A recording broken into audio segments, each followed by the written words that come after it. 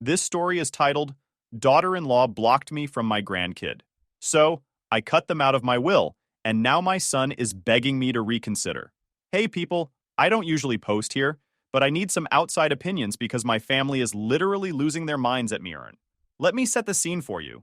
I'm 64, retired, and living in a quiet house that feels way too big for just me. My wife Clara passed away 5 years ago, and since then, it's been just me and my bike. Riding isn't just a hobby, it's my escape.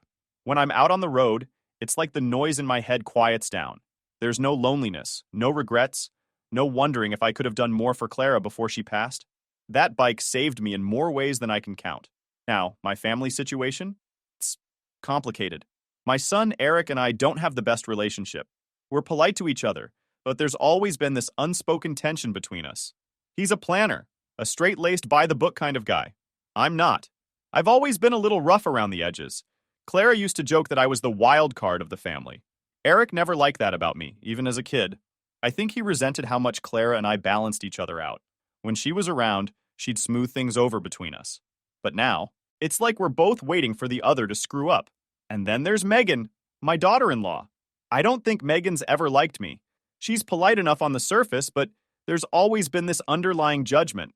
Like she's waiting for me to mess up so she can say, I told you so. Megan's the type who plans everything to the minute. Vacations, meals, even how long Noah, my grandson, gets to play outside. She's a good mom, don't get me wrong, but she's intense. Noah, though, that kid is the best thing in my life. He's 11, full of energy, and always up for an adventure. He worships my bike. Every time they visit, he makes a beeline for the garage, running his hands over the chrome and pretending to rev the engine. When can I ride with you, Grandpa? He'd ask, his eyes wide with excitement. And every time I'd laugh and say, when your dad says it's okay. It was our little routine, and honestly, it always made my day. Then came that weekend in January. They'd come over for a late holiday visit, and as usual, Noah was in the garage before they even got their coats off. Grandpa, can we ride today? Please? He begged, bouncing on his toes. I glanced at Eric, expecting the usual shutdown. To my surprise, he shrugged. Fine, just don't go far and be careful. I couldn't believe it. After years of waiting, I was finally going to take Noah for his first ride. Megan didn't say anything, but the look on her face said it all. Tight-lipped, arms crossed, the classic, I don't approve, but I'm not going to fight this battle right now stance. I didn't care. For once, I wasn't going to let her ruin the moment. Now, I wasn't about to mess this up. I'd actually bought Noah his own helmet and gloves a while back, just in case this day ever came. I got him all geared up, making sure everything fit perfectly. I went over the basics. How to sit, where to hold on, why he shouldn't move around too much. He listened intently, nodding like this was the most important lesson of his life. You ready, kiddo? I asked, strapping on my own helmet. Ready, he said, his grin so big it practically split his face in half. The ride was incredible. We didn't go far, just a few miles to grab some ice cream and back. Noah laughed the whole time, his arms tight around my waist. This is the best day ever! He yelled over the sound of the engine, and I felt a warmth in my chest I hadn't felt in years. For a moment, it was just me and my grandson, sharing something no one could take away from us. And then it all went to hell.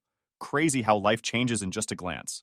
We were stopped at a red light on the way back, chatting about what kind of ice cream we'd get next time. I heard the tires screech before I felt the impact. The bike jolted beneath me, and before I could react, a car slammed into the back of my bike. The impact jolted me forward, but I managed to stay upright. Noah wasn't so lucky. He tumbled off and hit the pavement hard. The sound of him hitting the pavement, a mix of a thud and a cry, froze my heart. I jumped off the bike and ran to him, my heart pounding. He was pale, clutching his arm, which was bent at an angle that made my stomach churn. It hurts, he whimpered, tears streaming down his face. I tried to stay calm. I've got you, buddy, I said, scooping him up as gently as I could. The driver who hit us was babbling something about not seeing the light, but I didn't even look at him. My only focus was Noah. A woman in a minivan pulled over and offered to drive us to the hospital. I didn't hesitate. I climbed in with Noah in my arms, whispering reassurances I wasn't sure I believed.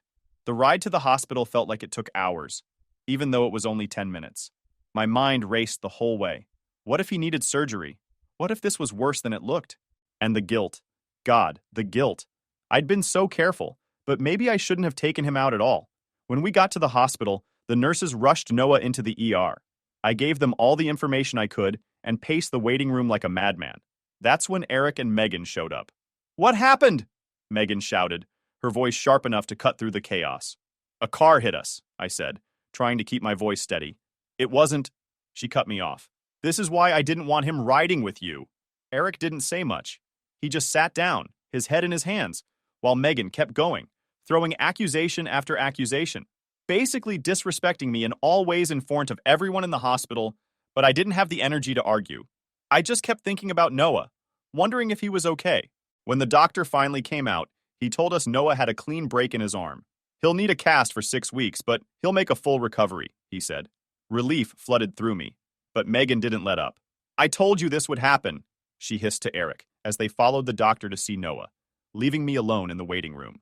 I sat there, staring at the tiled floor, feeling a mix of anger, guilt, and sadness I couldn't shake.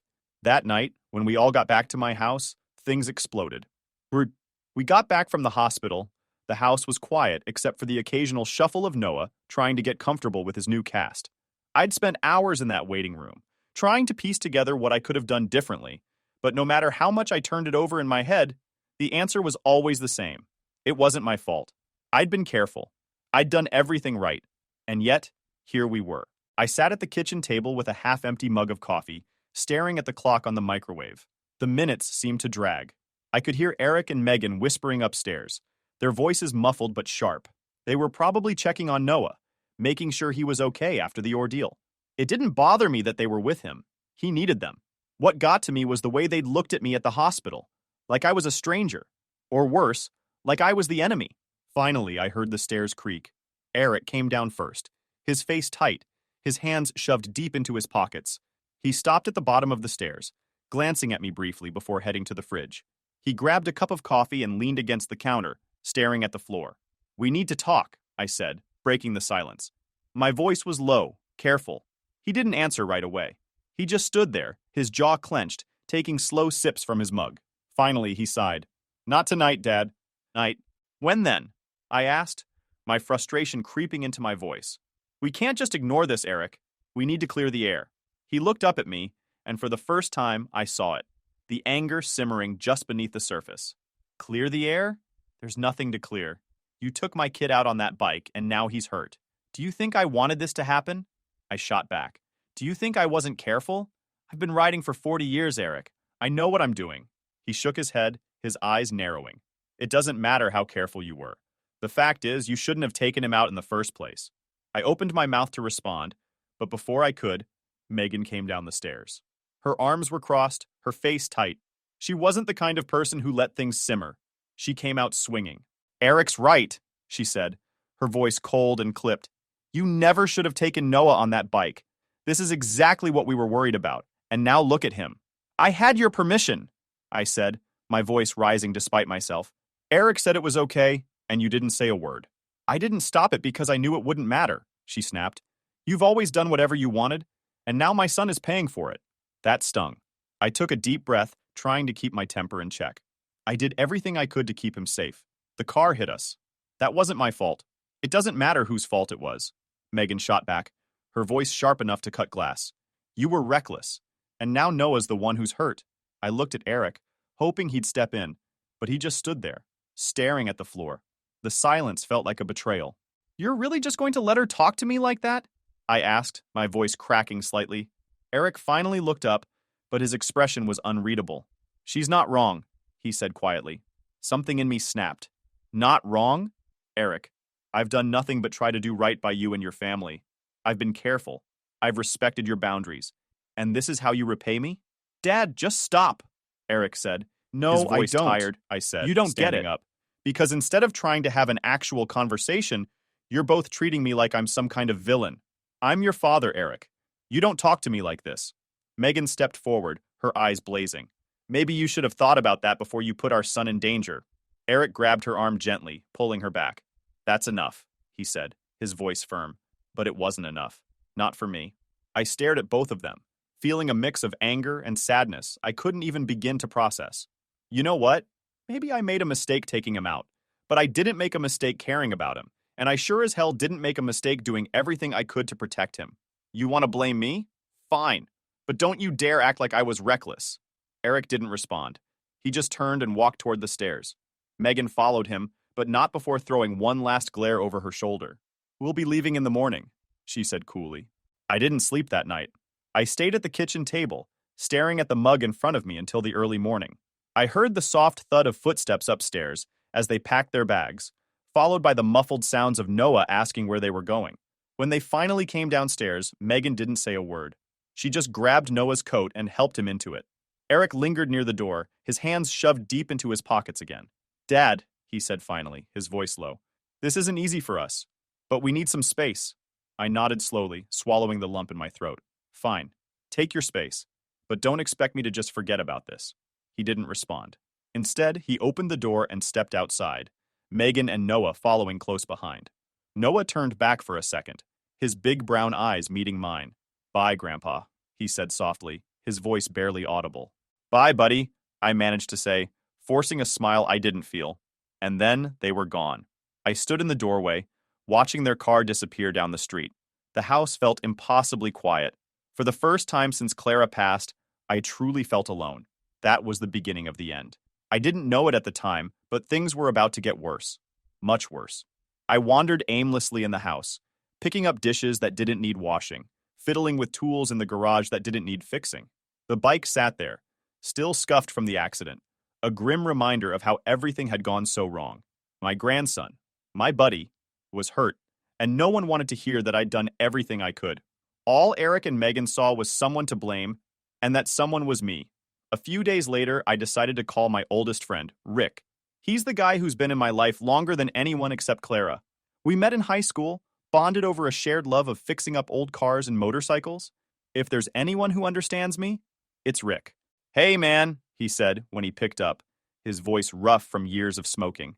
What's going on? You sound like you've been chewing gravel. I told him everything. The ride, the accident, the hospital, and the way Eric and Megan had frozen me out. By the end of it, I could barely talk. Rick was quiet for a moment, then let out a long sigh. Look, he said, you're beating yourself up over something you couldn't control. That's not on you. You did right by that kid, and anyone with half a brain could see that. Yeah, well, Eric and Megan don't seem to think so, I muttered. They're acting like I'm the one who broke his arm. Eric's always been a hard ass, Rick said. He's like a damn pressure cooker. Clara used to keep the lid on him, but now that she's gone, he trailed off, leaving the thought unfinished. Yeah, I said softly, thinking about Clara. She would have known how to handle this. She'd have talked to Eric, calmed Megan down, and somehow made everything okay again. Without her, it felt like the whole family was coming apart at the seams. The following weeks were tough. I tried calling Eric a few times, but every call went straight to voicemail. I left messages, calm ones, apologetic ones, even angry ones, but nothing worked. Megan didn't answer her phone either, and I didn't have the nerve to call their house line, worried she might pick up and slam the phone down the moment she heard my voice. Rick, bless his grumpy old soul, kept checking in on me. You need to get out of that damn house, he'd say. Sitting around staring at the walls isn't going to fix anything. One Saturday, he dragged me to a motorcycle meetup at a diner just outside of town. I wasn't in the mood, but Rick has this way of not taking no for an answer. We pulled into the lot, and I immediately felt a little lighter. It was like stepping into a familiar rhythm. Rick introduced me to a few people I didn't know, including a woman named Linda. She was probably in her late 50s, with sharp eyes and a laugh that sounded like it came from deep in her chest. She'd been riding since she was a teenager, and had a knack for cutting through the bullshit. At one point, Rick wandered off, and I ended up sitting with Linda at one of the diner's outdoor tables. She asked me about my bike, and the conversation naturally turned to why it was banged up. I gave her the short version of the story, but even that felt like unloading a ton of bricks. You're carrying a lot of guilt for something that wasn't your fault, she said after I finished. Yeah, well, try telling my son that, I replied, fiddling with the handle of my coffee mug. She tilted her head, studying me like she was trying to figure out a puzzle. You said you did everything right? The safety gear, the short ride, all of it? Yeah, I said. Then what else could you have done? She asked, leaning forward slightly. Seriously, what's the alternative here? Never letting him on the bike? Never sharing something you love with him? That's not living. That's just fear talking. I didn't say anything for a moment, just nodded. She was right. I'd been careful. I'd been responsible. And I'd given Noah a memory he'd probably hold on to for the rest of his life, accident or no accident. But Eric and Megan didn't see it that way. They were too wrapped up in their anger to see anything else. A few weeks later, I decided to visit Eric's house. I hadn't heard from him, and I was tired of waiting for a call that wasn't coming. Rick told me I was crazy. "They're not going to open the door, man. You're just setting yourself up for more crap," he said. But I had to try.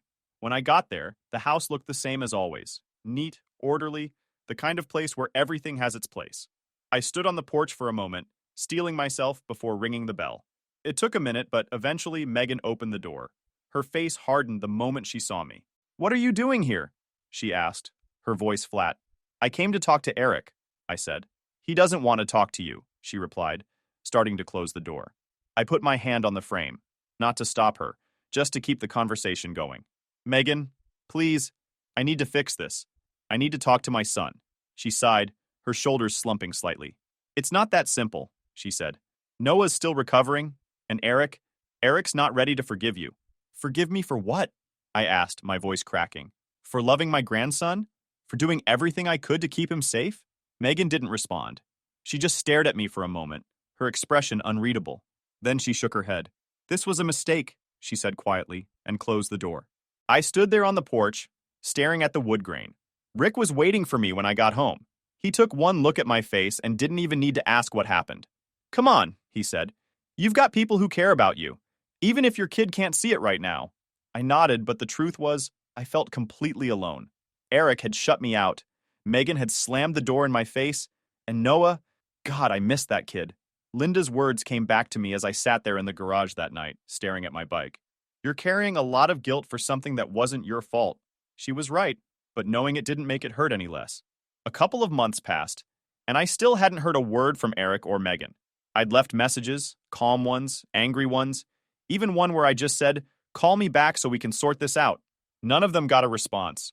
At some point, I stopped expecting my phone to ring and just started focusing on other things, or at least trying to. Then, November rolled around, and I remembered Noah's birthday was coming up. He'd be turning 12. I hadn't seen him or heard his voice in months, and the thought of letting the day go by without doing anything didn't sit right with me. He was still my grandson, no matter how much Megan wanted to keep us apart. I decided to send him a gift. I didn't overthink it. I knew exactly what he'd want. Noah had been talking about this big Lego pirate ship set for months. He'd shown me pictures of it on his mom's phone the last time they visited, going on and on about how it had cannons and a little treasure chest. It was perfect. I bought it, wrapped it up, and wrote a note to go with it. "Happy birthday, Noah. I hope you have a great day. I miss you so much and can't wait to see you again. Love, Grandpa." I mailed it out a week before his birthday, hoping it would at least remind him that I hadn't forgotten about him. Maybe it would even get Eric to pick up the phone. A few days after his birthday, my phone rang. When I saw Eric's name on the screen, I froze. I wasn't sure if I should feel excited or brace myself for whatever was coming. But then I thought about Noah, and my intuition told me this might be the first step toward making things right. I picked it up. "Eric?" "Dad," he said, his tone flat. "Noah wants to talk to you." My heart skipped. I hadn't heard Noah's voice in so long, and I missed him like crazy. "Really?" I asked, trying not to sound too eager. "Put him on." There was some rustling on the other end of the line, and then I heard Noah. But what came out of his mouth wasn't what I expected. "I hate you," he said, his voice cold and deliberate. "Go fuck off, old man." The call ended before I could say a word. I just sat there, staring at my phone, trying to process what had just happened. That wasn't my grandson. At least, not the one I knew. Was he angry at me? Or had Eric and Megan told him to say that? Either way, it hit me hard. A week later, a package arrived at my door. It was big, but when I saw the return address, my stomach sank. It was from Eric. For a moment, I thought maybe it was a peace offering, a way of saying, "Let's start over." I tore it open, my hands shaking.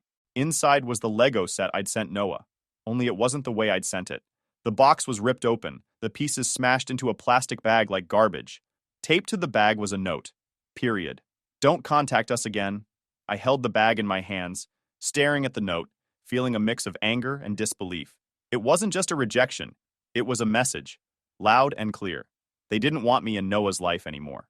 Rick came by later that day, catching me as I was dumping the ruined Lego set into the trash. He raised an eyebrow but didn't ask questions, just grabbed water from my fridge and sat down at the table. After a few minutes, I told him what happened, about the phone call, the package, the note. By the time I finished, Rick looked like he was ready to storm over to Eric's house himself. That's some next-level bullswat, he said, shaking his head. I don't know how you're keeping it together, man. I'd have lost it by now. What's the point? I said, leaning back in my chair. Eric won't listen. Megan's got him wrapped around her finger. And Noah? I don't even know if he wants to see me anymore. Rick slammed his glass down on the table. Of course he wants to see you. He's a kid, for God's sake. He's just doing what his parents tell him to do. Doesn't mean he doesn't miss you. I wanted to believe him, but the phone call kept playing in my head. Noah's voice, sharp and cold, telling me to fuck off. I'd never heard him like that before, and I didn't know if I'd ever hear him any other way again. By December, I was done being the punching bag, the smashed Lego set, Noah's cold words on the phone, and the utter silence from Eric.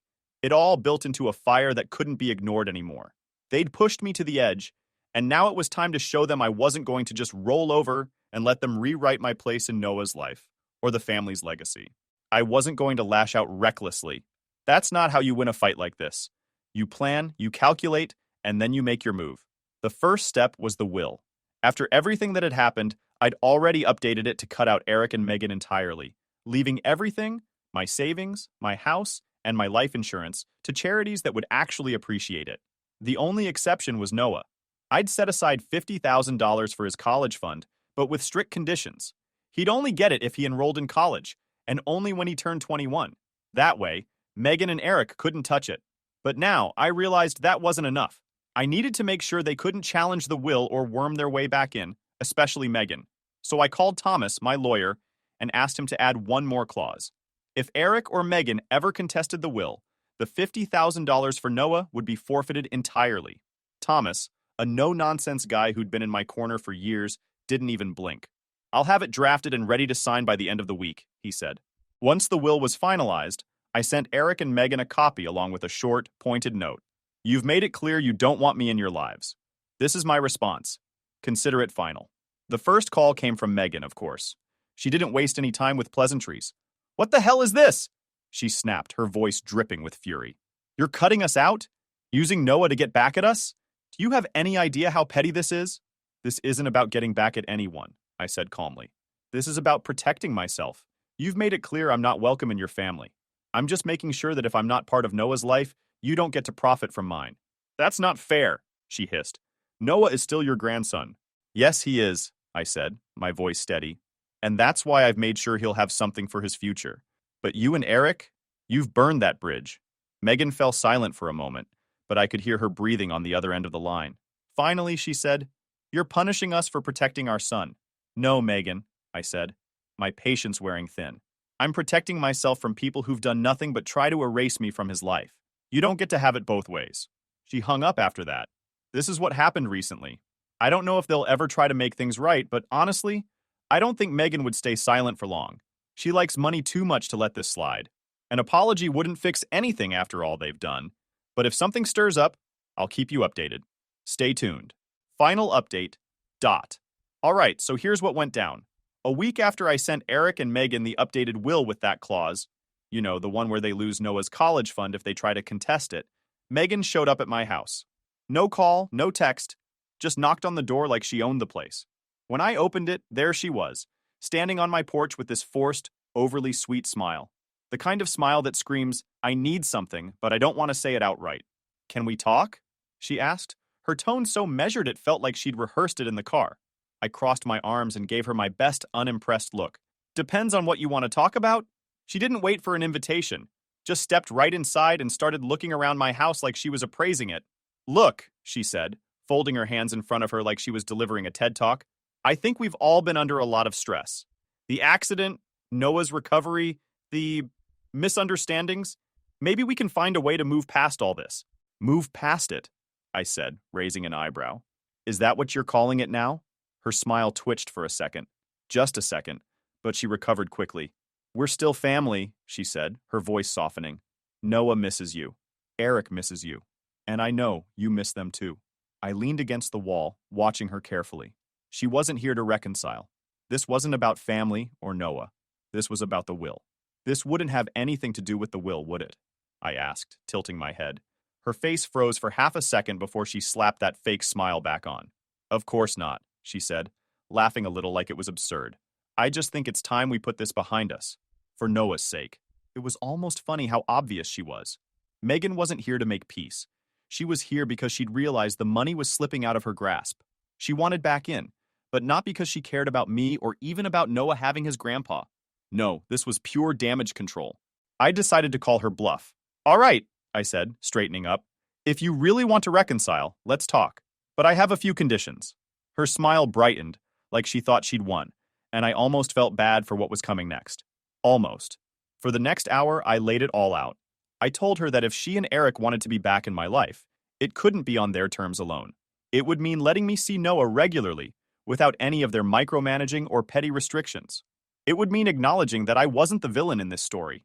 And most importantly, it would mean apologizing. Not just to me, but for the way they dragged Noah into their mess.